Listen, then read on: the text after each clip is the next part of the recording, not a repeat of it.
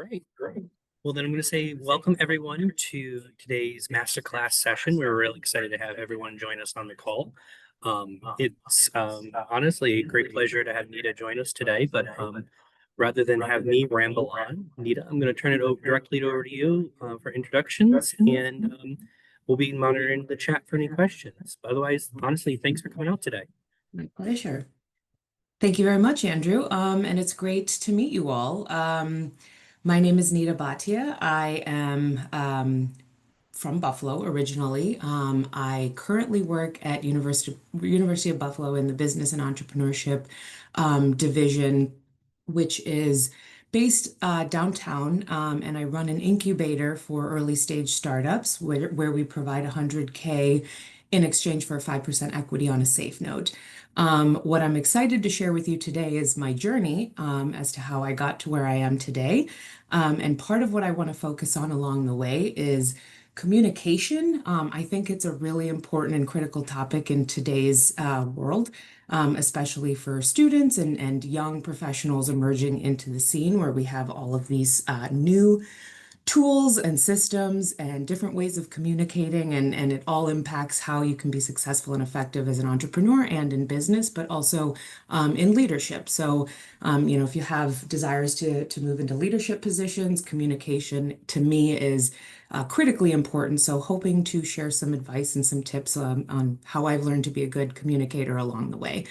So like I said, really excited to meet you all and share my journey and my perspective on entrepreneurship and communication. I am really just going to informally talk and share stories about my journey and share some insights along the way. So if anyone has questions or thoughts that you want to, bring up throughout the course of this discussion, I would be more than happy to take those questions or pause for anything that you all have that you want to share along the way. So I will get started, and I will start by sharing my journey. So I mentioned I'm from Buffalo originally. I went to Williamsville South for high school, and then I went on to SUNY Geneseo for undergrad, where I had originally thought I wanted to do pre-law. But along the course of my collegiate studies, I realized I wanted to do psychology, and that was a really big passion of mine. So I ended up pursuing a master's degree from Boston University in behavioral medicine and mental health counseling. Subsequent to that, I ended up working at Dana-Farber Cancer Institute and Harvard Medical School doing cancer research, specifically on the long-term psychological effects for children and their siblings and their parents when a child is diagnosed with advanced and/or terminal cancer. I was focusing on this back in 2013 to 2015. And it was quite shocking at that time to see how little research was done in that realm. But that's not the purpose of this conversation. So I went on to pursue a PhD in clinical psychology. So I went to University of Iowa. It was a 7-year program where I wanted to continue my research on early childhood cancer and the long-term psychological effects, especially the effects of cortisol and the stress hormone, and how that creates chronic and long-term medical issues. So I moved out to Iowa after having lived in Boston for 5 years, started my PhD program, which was a 7-year program plus postdoc, as maybe some of you know in your studies. And after the first year, I realized I wasn't really happy. So what I did was I stewed on that for a while. But because I had the courage to communicate about what I was feeling and what I was going through, I ultimately was able to decide without a lot of guilt at the end of the day that I didn't want to pursue the PhD anymore. And that's what ended up bringing me back to Buffalo. So I had taken a sabbatical year deferred a year to kind of come back to Buffalo and figure out what it was I wanted to do. This was back in 2016. And it was a pivotal moment in my life because I had been really focused on getting into a PhD program, and I finally made it. And the last thing I ever thought was that once I got there, my feelings of realization would be that I don't want to be here anymore after, you've spent all this time trying to work towards a goal, and then you reach that goal, and then you stop and think, is this really what I want to do? Is this what I want to achieve? So I went through a lot of feelings and had to really think things through at the time because one moment I'm in a top 10 PhD program in my field of study, and then the next minute I'm jobless living with my parents in Buffalo. So it was a big change in life, and I really had to take a step back to think, what are my options here? At the time, 2016 was a big renaissance for Buffalo and the ecosystem here. Growing up, I wasn't necessarily aware of that much opportunity, but when I moved back here in 2016, I was in awe of how much was going on and how much was happening.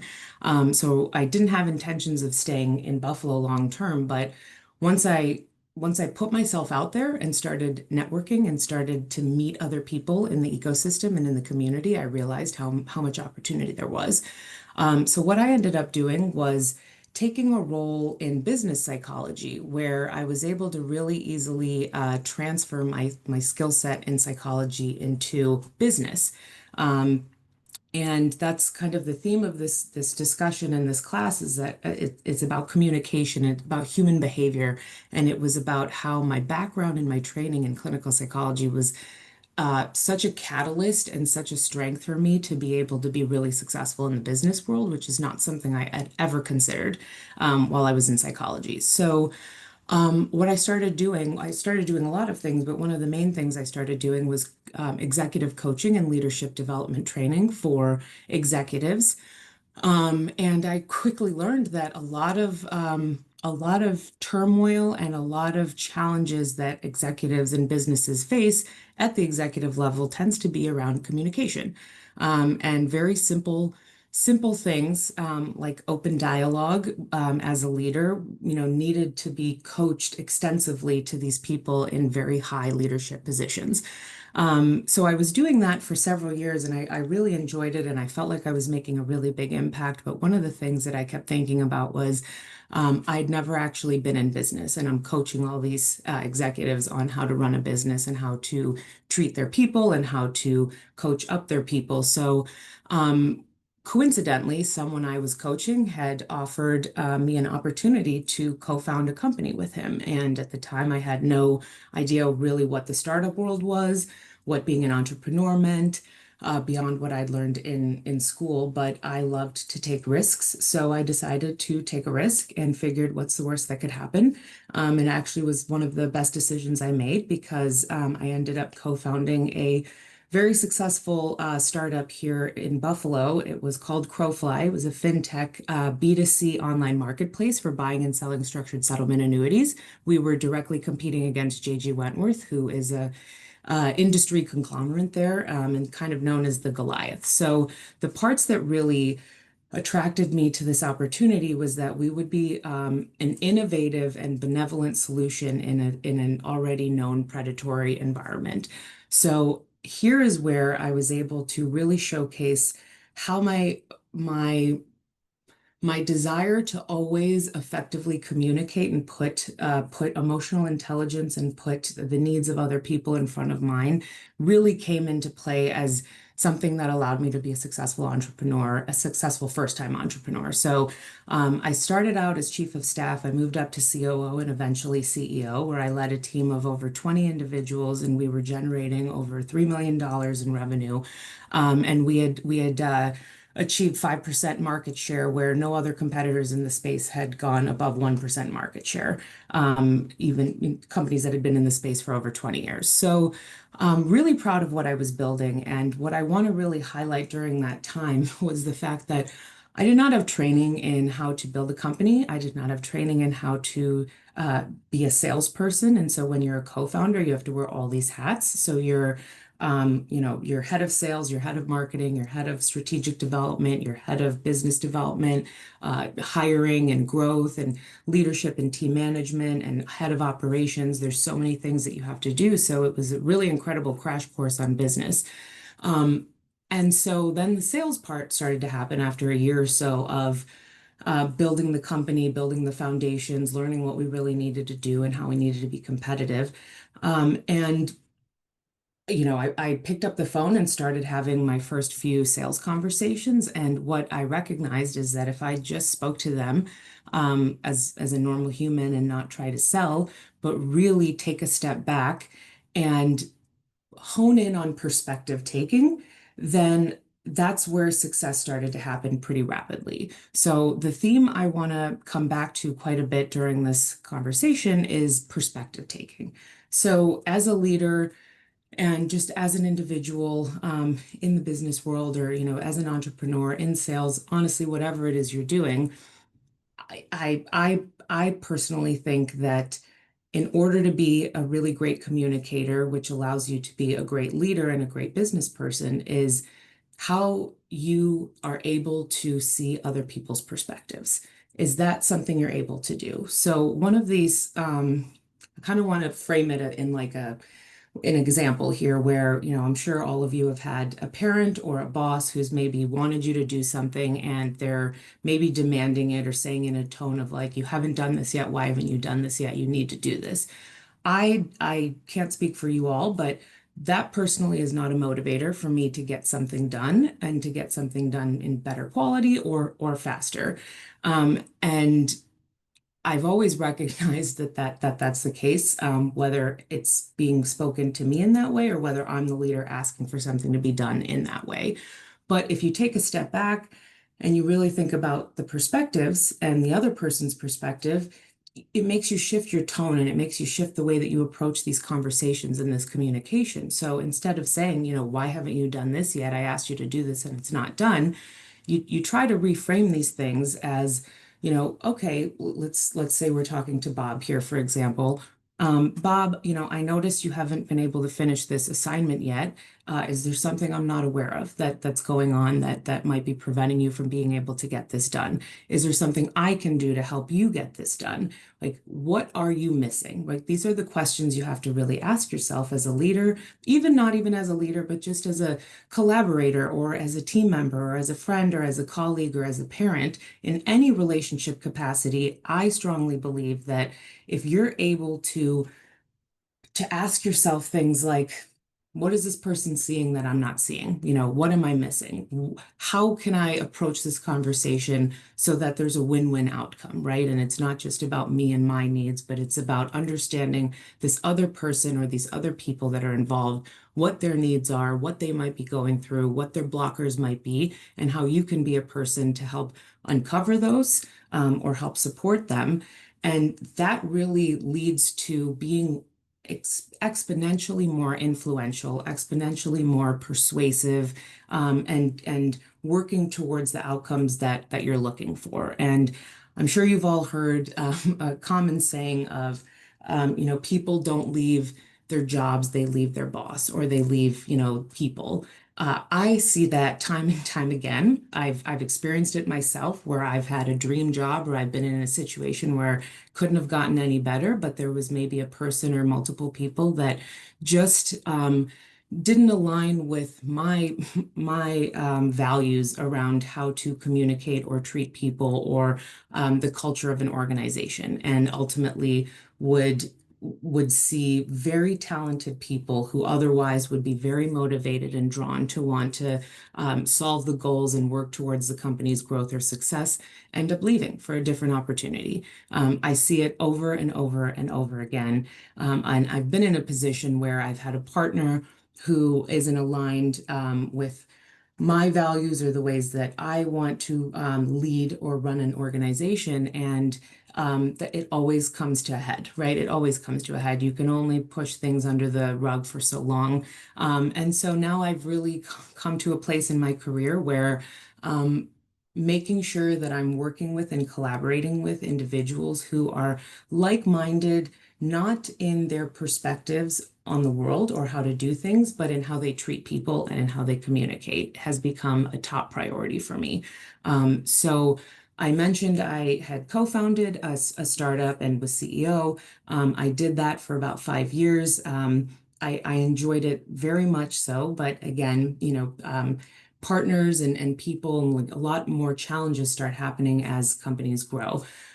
So that came into play, but also I'm young in my career and I wanted to experience another opportunity as well. And so I had been offered a position to join another local startup, which is called Air Expert, a B2B enterprise SaaS startup in the aviation space, where I was COO for the last 3 years. Very, very interesting work. I learned a tremendous amount. I closed deals with United Airlines, with JetBlue, with Fortune 500 airlines, multi-million dollar deals. And again, I went into this role with no background in enterprise software, no background in the aviation or commercial aviation space, or in communication technology between maintenance control centers at airlines. And that was what we specifically offered. But what I did come in with was my leadership background and my ability to sell and build really, really trusting and long-standing relationships. So the ability to create those relationships translates to successful sales. All it is having a conversation with an individual. It's reading their body language. It's reading their tone of voice. It's asking questions that are more human-based than sales-based. And that's what keeps somebody wanting to continue to come back to you for another conversation, right? It's not me getting on a phone and saying, hey, I have this really great tool. It's going to make, you 20 times more productive and it's going to help costs decrease. All of that might be true, but 9 times out of 10, the other person on the phone is not going to care enough to call you back, right? What's your hook? What's the thing that's going to make them trust you and want to come back and communicate with you? And that's trying to trying to build a relationship that's based on trust, that's based on openness, and that allows you to be vulnerable so that the other person feels safe and that they can come to you and talk to you. And I have for 10 years approached sales in that way, and it has been quite effective. So again, taking that same type of approach that I mentioned earlier around, it from a leadership standpoint, if you're a boss and you're demanding an employee, why haven't you done this, instead of understanding their perspective and taking time to understand, are you overworked?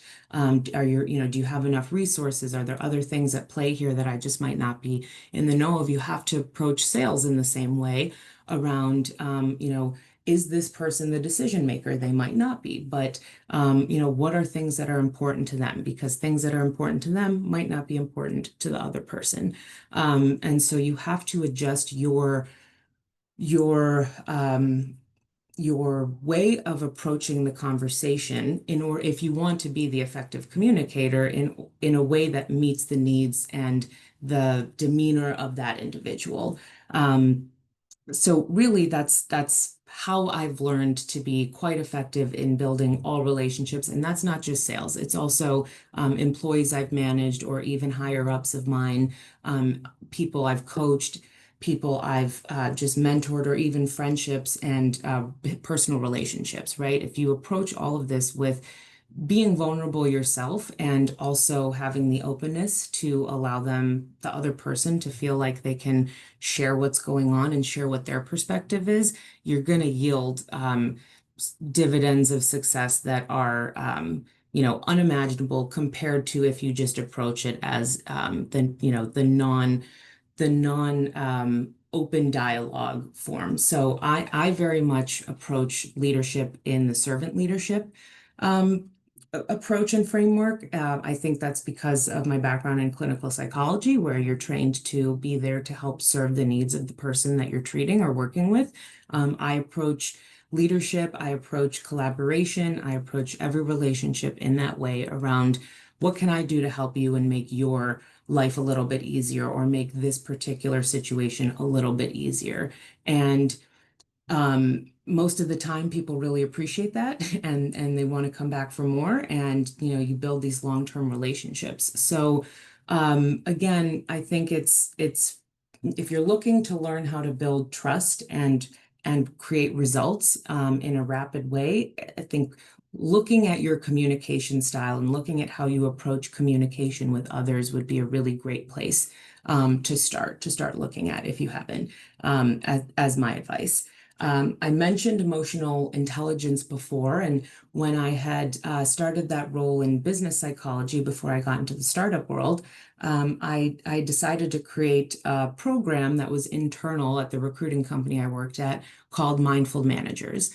And I had used emotional intelligence principles and techniques to start training our internal managers on how they can be more present and be more mindful and take a step back to be better leaders within our organization. And that yielded significant results in terms of employee retention, employee satisfaction, employees moving up into more leadership roles, the leaders feeling less stressed and overwhelmed because they were approaching their day-to-day in a much different way. So being emotionally aware of yourself is key. And it's honestly, it's actually something that I have to remind myself to do often, right? I'm keenly aware of myself, of my flaws, of my strengths. But what I've learned, I'm in my mid-30s now, and what I've learned is that those change. You know, who I was a decade ago is not who I am today, and I don't think a decade ago I would have assumed that that was the case. I kind of thought who I am is who I always am going to be, but you're going to go through a lot of shifting periods in your life. You're going to change. Things that are important to you are going to change and evolve. So if you can find ways to remain self-aware, and know things about yourself, like what triggers you, when you might need to step away from a conversation, what empowers you, what strengthens you. These are all keys that are going to help you be so much more successful long term in what you do and in the relationships that you build.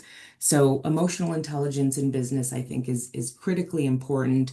And I personally think that what we're seeing today, especially with the rise in technology and AI, this human element is going to become such a leg up or such a unique characteristic of each of us that you can use to your advantage and benefit over time. Where, yes, of course, knowing how to operate and utilize ever evolving technology and AI and tools that are available at your resource are super important. But when you get to the business world, and when you're in the reality of the day to day, you're still having human conversations. You're still talking with people. AI is not, taking that over. And so we're using so many tools to communicate across the board. Even in my current role right now, where we use Slack, we use Notion, we use Salesforce, we use text messages, we use email.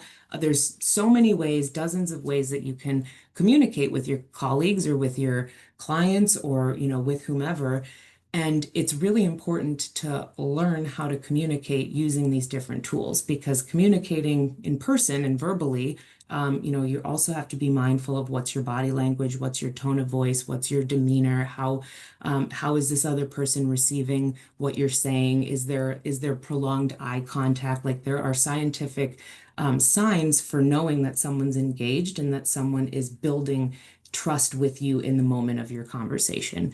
But then we have these tools and these virtual communication tools like email and Slack. And I cannot tell you how many times I've had an employee come to my office disgruntled because maybe another employee or their boss had messaged them something really quickly over Slack and it came off rude, or it came off with some sort of undertone that really upset that other person. And so instead of that person being able to just simply be productive and take the message and do what was asked, it becomes a very big, to do, because the person is now offended because they simply misread some sort of communication, where oftentimes adding an exclamation point, right, or an emoji or a smiley face or something might just soften the tone of what is being asked. And everyone is going to create their own approach to doing so, but how you communicate virtually and digitally is going to be different than how you communicate verbally and in person. And I think it's really important to differentiate the two and try to find ways that you can be effective and successful in both styles of communication. I've this is where my self-awareness comes in, where I come into any new role or any new relationship just saying up front, listen, I over communicate. If I say too much, I'm sorry about that. I just want to make sure that there's no misunderstandings or that you have all the information that you need. So, just apologies in advance if, what you think could be a one sentence response maybe be like 4 or 5 sentences or a paragraph. I would rather over communicate, and I'm not at all suggesting that's what everyone needs to do. That's just my approach, because it makes me feel like I've been able to articulate and clearly communicate my perspective and where I'm coming from. And I then want to give the other person the opportunity to say, does that make sense? Do you have any concerns, or do you disagree with anything that I've said? And if so, let's talk about it and let's find a way to have this mutual win-win outcome. So I've noticed you have to be a lot more descriptive and or communicative if it's virtual communication versus in person, because in person you can use things like eye contact, tone of voice, demeanor, all the nonverbals. You can use that to your advantage in terms of the dialogue. So, you don't have to necessarily find ways to let them know that you're excited about the conversation via your words, because they're going to pick up on that via your nonverbals.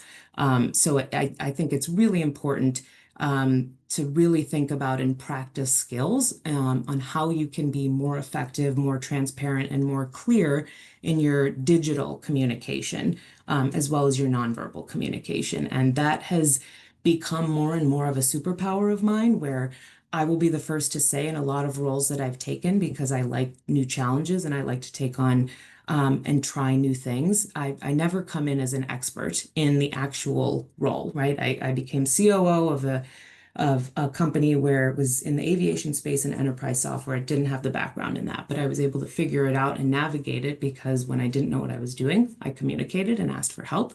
I was self-aware, so I was able to kind of highlight the areas where I knew I might not be as skilled, but I knew where I was going to bring in a ton of value and where I was going to be able to help drive growth with regards to growing our team, recruiting effective talent, maintaining and managing a team, sales, business development, et cetera, which are all critically important. And then along the way, you learn the skills of the organization, and you become more masterful in what the actual company is doing and what skills are required for your role. So back in May, I decided I'd been approached for an opportunity to help run our UB Startup Accelerator program based out of the Business and Entrepreneurship Partnership Department downtown.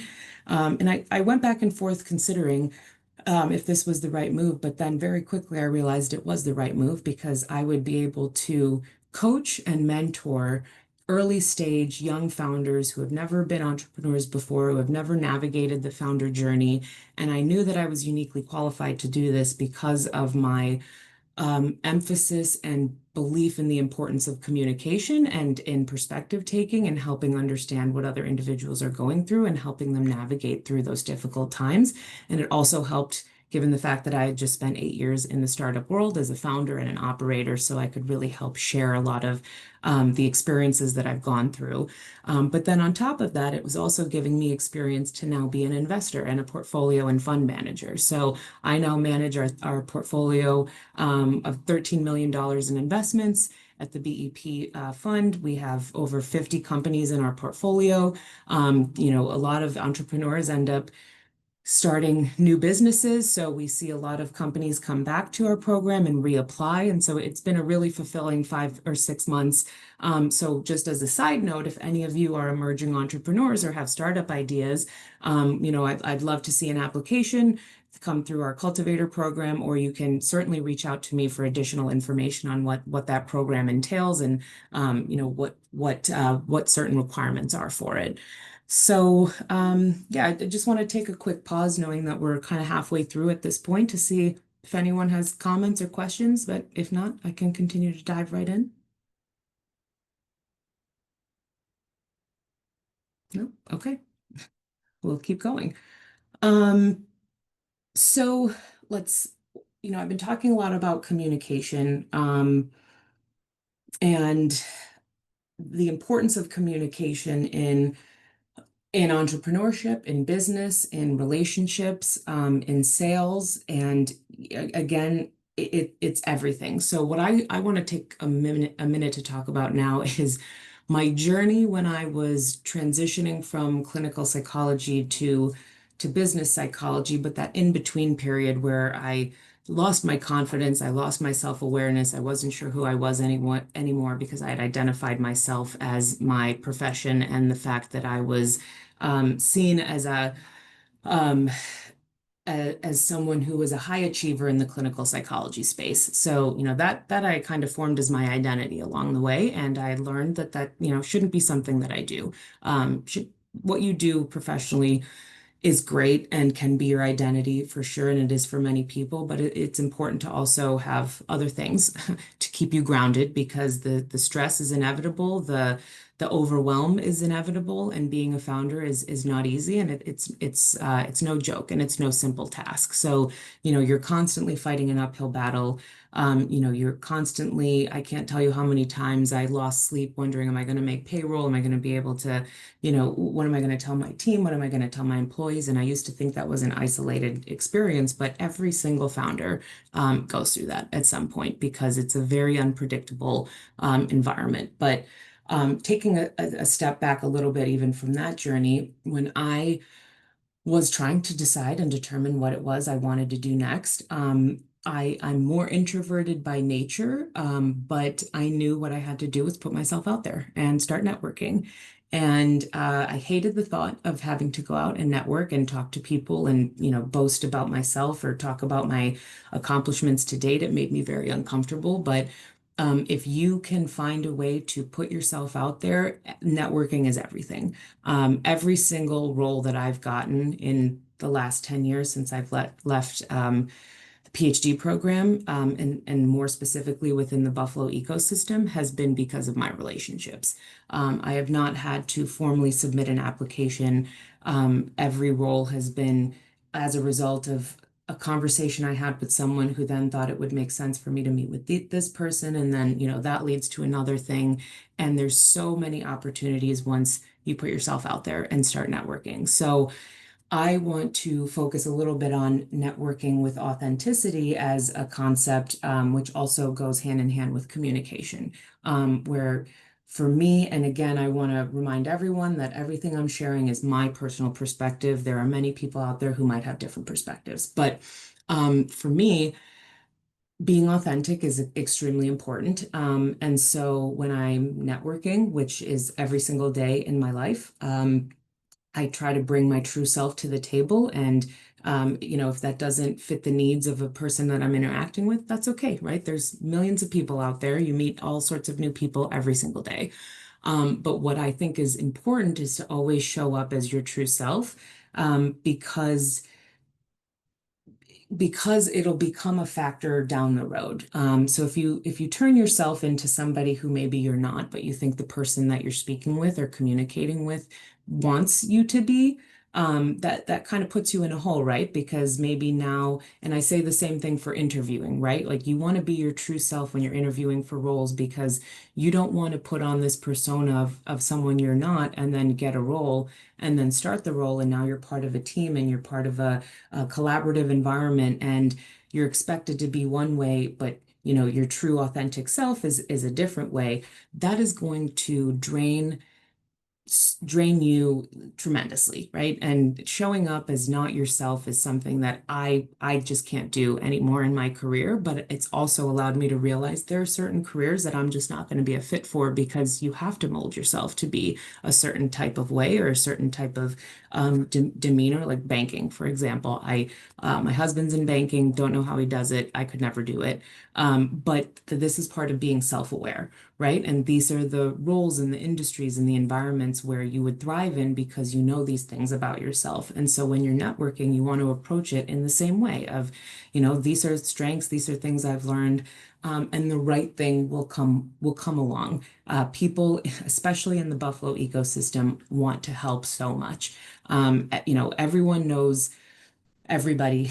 If you're out there networking, it's very easy to be welcomed into the business ecosystem, the startup ecosystem. There's always new talent that's coming in, and this ecosystem wants to nurture that talent to ensure that they, feel supported and have a place to grow with the ecosystem as it's currently a very exciting time here in Buffalo. We just had the 43 North Finals last week, and we have 5 new companies that are all from outside of Buffalo, relocating their companies to Buffalo now for a year. And some are going to build manufacturing plants, and it's just going to see a lot of job growth. So it's exciting to be a part of those things, but I would never know that these things were going on if I didn't put myself out there and network. And with that comes being vulnerable and putting yourself in uncomfortable situations if you're not, if you're more introverted like myself and you prefer to kind of stay back and not put yourself out there and have these conversations. But I wouldn't be where I am today if I didn't network, if I didn't build relationships with people who were willing to help and who appreciated me for who I was as my authentic self. So that's just some lived experience and advice that I want to share. Again, everything is take it or leave it. There's a lot of ways to be successful in today's world. So this is just the way that I have found my success. And I want to be clear, I've run companies, I've been a CEO, I've been a COO, I've been in a PhD program. And today I still have questions all the time. I have doubt about myself. I have thoughts about what am I going to do when I grow up? What's going to be next? There's phases of life, and every single one of them are exciting. So if you can surround yourself with peers, with mentors, with advisors who you feel like you can be really authentic and your true self with, I think that will be such an advantage long term because I lean on all of the people who have been there to support me along the way. And now I try to support others in their journey, whether it's entrepreneurial or just a life journey. Um, and it brings me a lot of joy, and it is what fulfills me. So, closing deals, being successful professionally all matters. But, in my journey, I very quickly made it to a very, very high salary. When I was 30 years old, I was making a lot, and I thought I had achieved all of the things that would make you happy, or, because you've hit success. But it happened again the same way that it happened to me when I was at my clinical psychology program.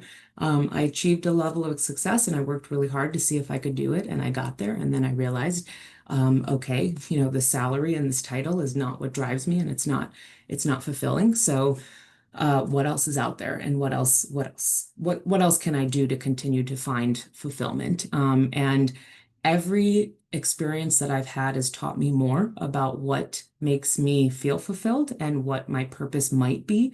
But a lot of mentors that I have that are a little bit later stage in their careers and in life have said, your 30s are really figuring, your 20s are going out there taking risks, trying things. And I'm proud that I did those things, but I do wish I took a few more risks. Just because you don't have as much responsibility, right?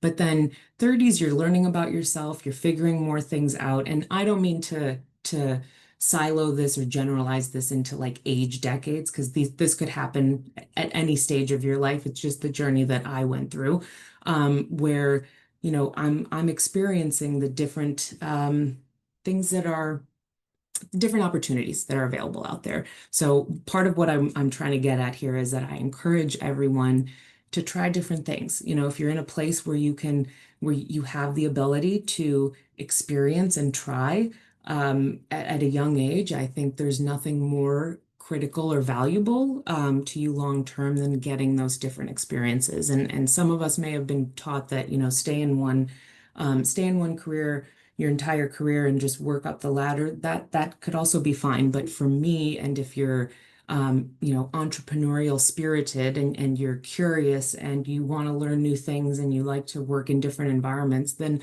I say use this time to do that and try a lot of different things, because it didn't hurt my long-term career, which was a fear that I had. It actually helped it because I had so much more of a versatile, unique background that I could differentiate and say, only I've lived this life, only I've done these different types of experiences. And now here's my perspective, and here's how I approach relationships with people. Here's how I approach being a leader. Here's how I approach just my day to day because of those different experiences.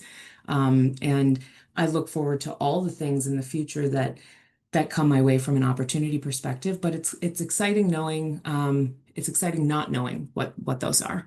And right now, what I've just been able to reiterate and validate for myself is that I keep coming back to roles where I'm helping other people, whether it was in clinical psychology or business coaching or mentoring now early stage founders and startups. That is what brings me joy. And I've done a lot of other things along the way, but that's the thing that I keep coming back to. So again, that's part of the self-awareness of what drives you, what energizes you, what gives you strength and motivation, because those things are really important. And you're not going to find something, and you shouldn't do something, well, not shouldn't, but you're not going to find something where that's all it is, right?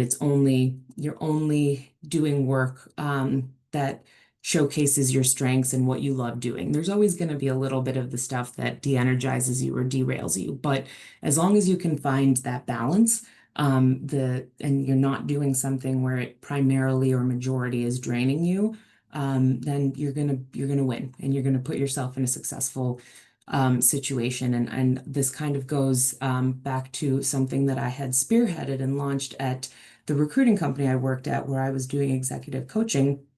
I also created what's called a job success formula, where I used behavioral assessments and scientific research to really come up with a customized profile of what characteristics, what preferences, what strengths does this ideal role in this industry make up, so that we can recruit the right type of person, or so that an individual who might not know what it is that they want to do can also understand what their strengths are, what de-energizes them, what's really important to them from a recognition standpoint.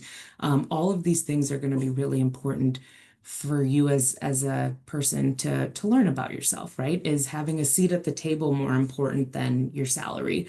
Is having a leadership title more important than having a team of five people, right? There's different things that you're going to learn matter. And my suggestion is to really stop and reflect and recognize what those are along the way, so that um, as you grow and excel in your career, you're you're curating an environment and an experience that is tailored to what makes you thrive and what makes you the most energetic and what makes you the most successful. Um, so I recognize I've kind of touched on several different topics, but hopefully I was able to really hone in on the theme here, which is practice your communication, right? And make it a priority, because it's going to be critically important in anything and all things that you do. And that's both verbal, nonverbal, and digital forms of communication. They're all different. So be mindful, of how you're speaking to others. Be mindful of how you're creating an openness for others to feel safe talking to you. Because if you can create that skill, you're going to find success inevitably, because if people are gravitating towards you as someone that they feel comfortable talking with, or it's a safe space, or they enjoy talking to you because you're listening in a way that engages curiosity or makes them want to come back for another conversation, you're going to be successful, right? That's how you move up into leadership roles. That's how you close deals for sales. That's how you manage effectively and retain a team. That's how you network effectively as well.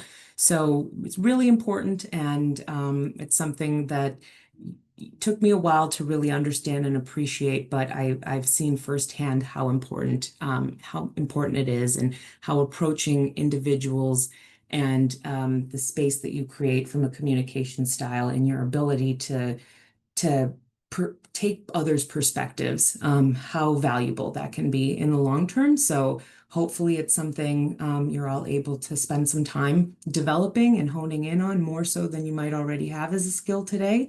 But my takeaway really is just that communication is going to be your competitive edge, as it's been mine. And I'm the first to acknowledge flaws or things, limitations that I have, and it tends to always make it for a more open and trustworthy conversation for the other people or other person, because now you've shared something and put yourself out there as making yourself vulnerable. And it takes away so much of the intimidation and the fear and just the awkwardness that conversations can have if you don't necessarily know who it is that you're conversing with or communicating with. So my advice is be the person to take the first step, right? And put yourself out there and be a little bit vulnerable, and use some of the tactics that would allow you to have this very uh, effective perspective taking ability that I think will just help in all ways, shapes, and form as you guys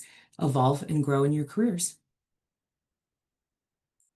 And that's what I have to share today. So I really hope it was valuable. I hope you guys were able to take even just one thing away. If anyone has any questions, I'd be Shannon. Yes, I'd love to hear questions. Hi, thank you so much for sharing. And it's really cool that I'm on this Zoom here because I'm a clinical mental health counseling Oh, student. wow. Look at that. Okay, Yeah, so congratulations. That's awesome. so that's awesome. So I have two questions. My Nice. first one is when you said, you got the opportunity to be involved in a startup and you didn't have any business experience. Um, and you said you started taking sales calls. Um, where did you find potential clients? How did that Okay. start? That's question number one. A great question, and something I certainly brushed over. I will say the first year of building the startup was all fundamentals. So it was what's your brand, what's your marketing strategy, who's your target audience, who are your target customers. So once we identified who we were really targeting, we did research on what's the best way to get in touch with those people, like what's the best way to find those people. And so what's interesting is for that particular company, for my first company that I founded, all of it was through digital marketing. We realized, it was national. All the customers were going to be national. It wasn't local, and there was hundreds and thousands of these potential customers. So the best way to find them was to come up with a digital marketing campaign, and we started with paid ads, and then it was a lot of work. It was a lot of work to weed out, we started with hundreds of leads and maybe 1 to 2% of them were qualified leads. And I would have to just sit there and comb through and call all of these non-qualified leads without yet having known that they're not qualified. So then you take that experience, you take the grit of that period of time where you're working through that, and then we worked with really sophisticated marketers, luckily, that then could take that feedback and information and then continuously work to refine our campaign strategies and what AdWords and what target campaigns we were really focusing on and targeting until like it took us 3 years to get to a place where we had we came down to about 50 leads per month, and about 30 of them were qualified. So, our rate of conversion and our rate of qualified leads skyrocketed from 1% to over 50%, which again, the longer you do that, the more likely, results are going to continue to be refined. But then for other industries, it's different, right? It's putting yourself out there on LinkedIn and saying, "Hey, we've built this. Is anybody interested?" It's target marketing so for enterprise software, it was airlines, right? So we were targeting airlines, and trying to identify the right people within that airline to speak with, which was really difficult. And so a lot of it would start with you go to a conference and you meet one person that works at that 20,000 person corporate airline.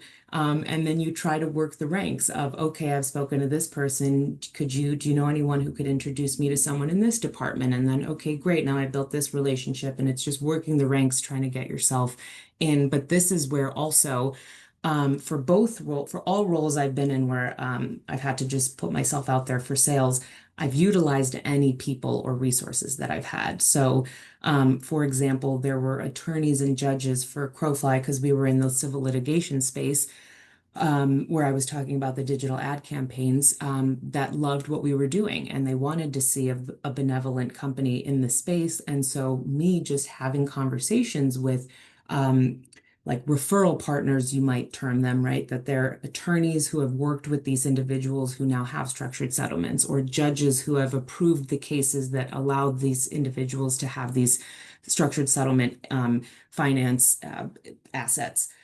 We would go to those people as well and just share our story and say, here's what we're trying to do. And so those individuals started trusting us and believing in me and believing in what I was doing and what I wanted to accomplish. And so they would start referring individuals to us and they would start advocating for us. So we built these advocates, we built these referral channels, and that was just as important, if not more important, than the digital marketing side of things. And I will say this forever. When I remember my first few calls and I was terrified and I don't really know what I said. I'm sure I blacked out. But you learn, right? And you're never gonna get better if you don't start somewhere. And they were probably horrific sales calls if I looked back or had audio on what I was saying or how I was saying it. But like I said, that's where the vulnerability comes in, where you just have to start and you just have to be okay with looking like a fool or feeling silly or feeling stupid and just know that you're only getting better and you're only learning.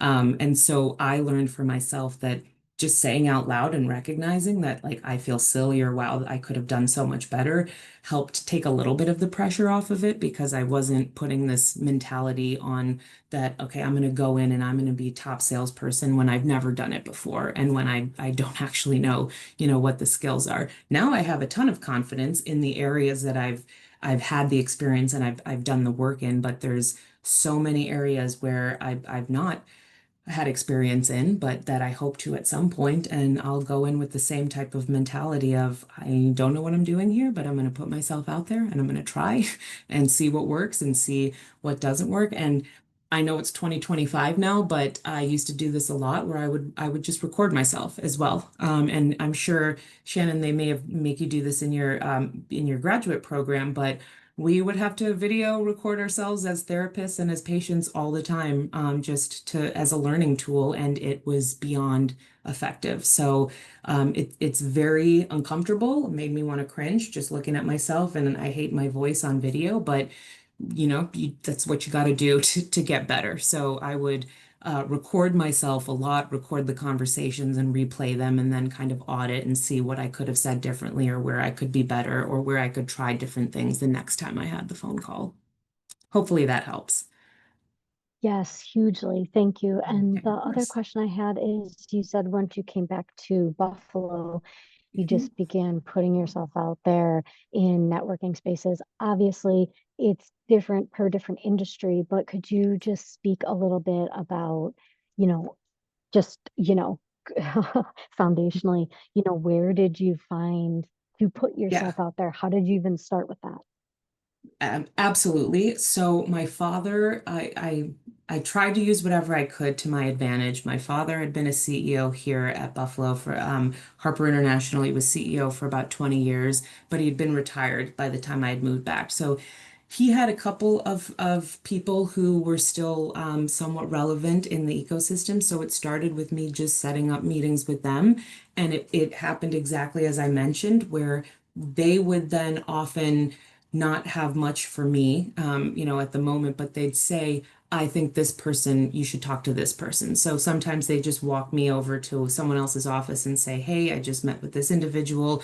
I think you could, you guys would have a good conversation. So, I'll let you two have this conversation. And that's honestly what happened. It just went from maybe scheduling a couple of 2 or 3 meetings from people that my father was able to connect me with at the time that then led to dozens and dozens of additional conversations because I put myself out there and I made it very clear that I was energetic, that I wanted to stay in Buffalo, that I wanted to learn about what opportunities there were, that I was a hard worker, that kind of stuff, and just really putting myself out there in a very authentic way.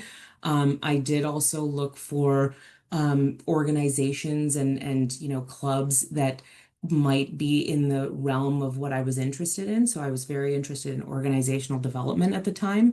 And so I also found out that Buffalo had a small organizational development society where professionals in the space would meet every so often. And so I started showing up and I started going to those meetings. And again, very uncomfortable because I didn't know what they were talking about. And I knew I'd get called on or there'd be workshops or I was working with professionals in the space and it was very scary and intimidating, but it led to meeting really great people in the space that I was interested in. And then they were able to tell me about more groups in the community or national groups, or, you should read this book, you should meet this person, or you should be at this event. And I also know this is probably a non-starter for some people, and I very, very much recognize that. But I had also been encouraged to join a local club, the Saturn Club. So it's like the sister child club to the Buffalo Club. And I was hesitant because that's not who I am. Didn't think that that made sense for me. But again, against my initial judgment, I decided to just do it, and I did it for a couple of months, and I met like so many people. They would just be at these networking happy hours there because they also were interested in meeting other people. So as soon as I had landed a job, I ended my membership at the Saturn Club because it was really just about trying to build my network. So this was 10 years ago. So if we're talking about today, there's 20 times more available in our community than there was when I first moved back. So if there are specific things that are interesting to you, you're going to find them on LinkedIn. Also, something I did was I would just find people on LinkedIn that I thought their background was incredible, and hopefully I'd love a conversation. And 90% of the time people would respond. So I would just shoot a message and say, here's my situation. I'm trying to figure out what to do. I would love to have coffee with you if you're ever interested, so that I can learn more about your journey and maybe some insights into how you achieved the success you achieved to help me along my journey. And again, people love when they get those types of, inbound messages, because it makes them feel important and special that, oh, this person saw my profile and, wanted to talk to me. So again, it's putting yourself out there in all sorts of ways, joining groups, messaging people on LinkedIn, and just trying to find people in your network. And I'll say, in the startup world, I know so many startups where they're focused on mental health and clinical mental health in various capacities. So there's an entrepreneurial path without question for, the path that you're on, if it's of interest. Thank you so much. I really So appreciate all welcome. of that. My pleasure. Thank you. Nita, I think that hits us about on time for today. Mhm. So I just want to say thank you so much for a really interesting discussion and presentation. And if we can get a round of applause from our attendees for here. So I know some of them have been listening to that. Appreciate So that. Thank you. just want to say thank you again for coming out today. I really appreciate it. And thank you all for attending.